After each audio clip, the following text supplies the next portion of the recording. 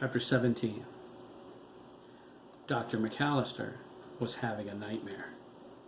He felt it all around him as he inched his way through Gamma Wing, pressed against the wall. It was a nightmare he suffered with sickening regularity. Punishment. Damnation, screamed the voice in his mind, for his many sins. The voice whispered now, feeding his terror. It's dark in here, even with the emergency lights, isn't it, Doctor? He shook, his mind racing, fear slicing through him like a razor blade. He thought, they cut the main power. Jesus, we're dead. We're all dead. The power failure initiated an automatic lockdown. Alert lights flashed over his face. His field of vision became a deep red strobe effect. His heart beat so fast it threatened to burst. They've locked you in, Doctor. They're going to kill you. Dr. McAllister turned nervously from side to side. He moved with stealth down Gamma Wing's hallway. Sweat beaded on his forehead.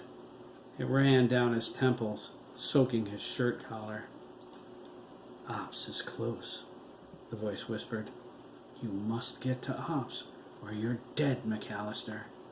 Shut up, damn you.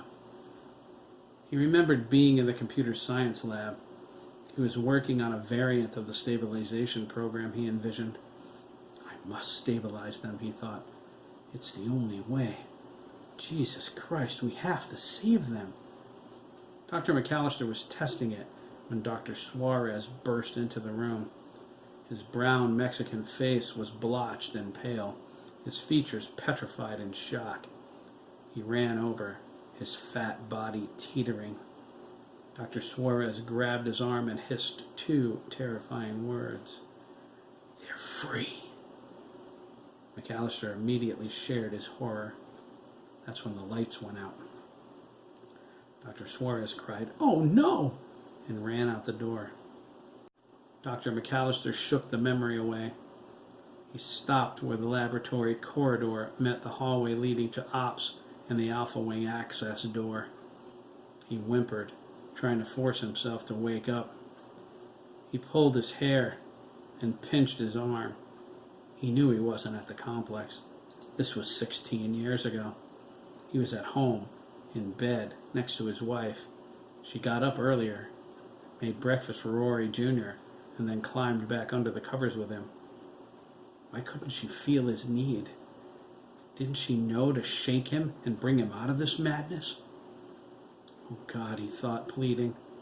I don't want to go around that corner. Please. Oh, Jesus, please don't make me. Dr. McAllister shook his head as the nightmare bit deeper, dragging him in further. The hallway was clear. He approached Ops and the walkway that led to Alpha Wing. He peered around the corner. The access door to Alpha Wing was ajar. Is it Dr. Suarez, he thought, terrified? Did he override the access door to Alpha Wing after he ran from the computer science lab? He gasped. Is it them? Are the Omega Wolves loose in the main compound? They can't be. He wasn't sure. Slowly, he turned toward operations. Ops is our only salvation. If I can shut them down. An explosion of laughter from his left ripped through his thoughts and silenced them. It came from the shadows just past the door to Ops. Dread enclosed his heart. He knew that high-pitched laugh. It cracked with an adolescent's changing voice. Dr. McAllister suddenly realized, his eyes straining. My God. Derek? There was no salvation for the damned.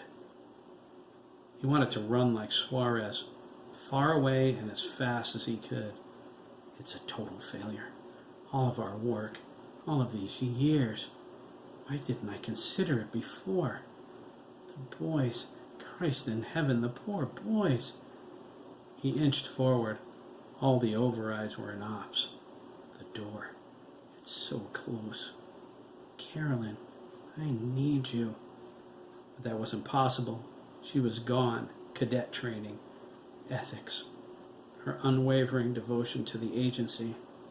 A sob escaped his throat. Jesus, it was puberty. It never crossed our minds. But how could we have known? Derek. Oh, Lord, we lost Derek first.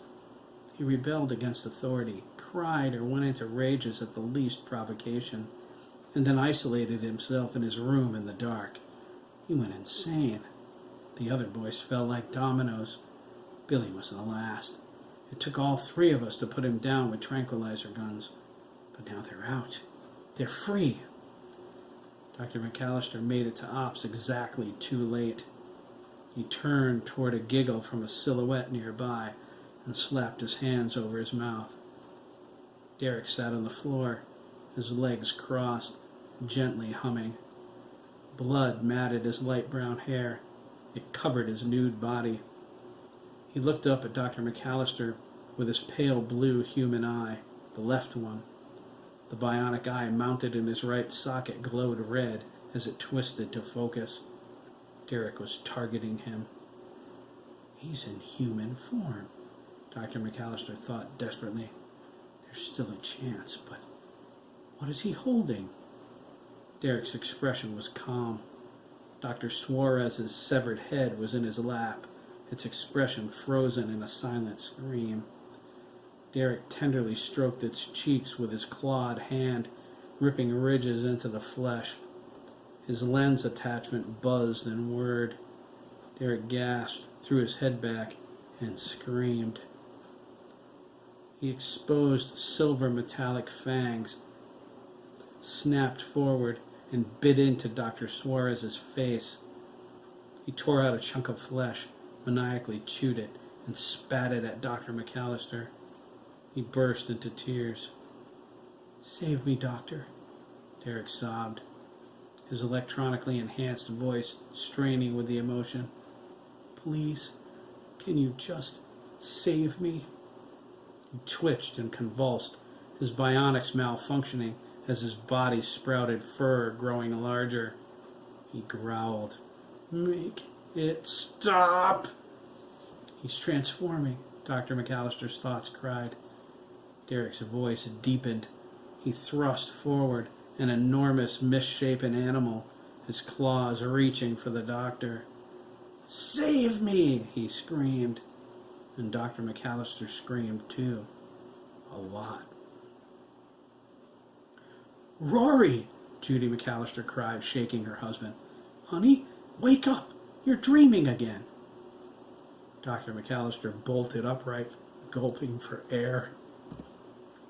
His mind swam between the remainder of his nightmare and the reality of the daylight.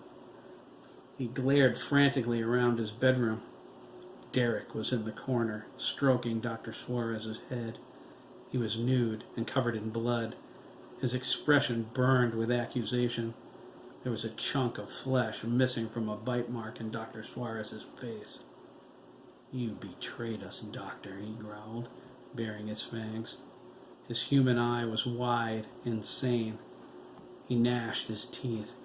"We're going to kill you." He thrust Dr. Suarez's head out by its hair. Its dead tongue lolled, its mouth working, its eyes rolling. "No!" Dr. McAllister cried. He shut his eyes and counted to 5. When he looked again, Derek was gone. The doctor choked back a sob, feeling like he was going to faint. "Easy, honey," Judy whispered, sliding over to him. She pulled his face to her chest. "It's all right now. It's over." Dr. McAllister hugged her. "No," he whispered, swallowing hard. "It'll never be over. Never."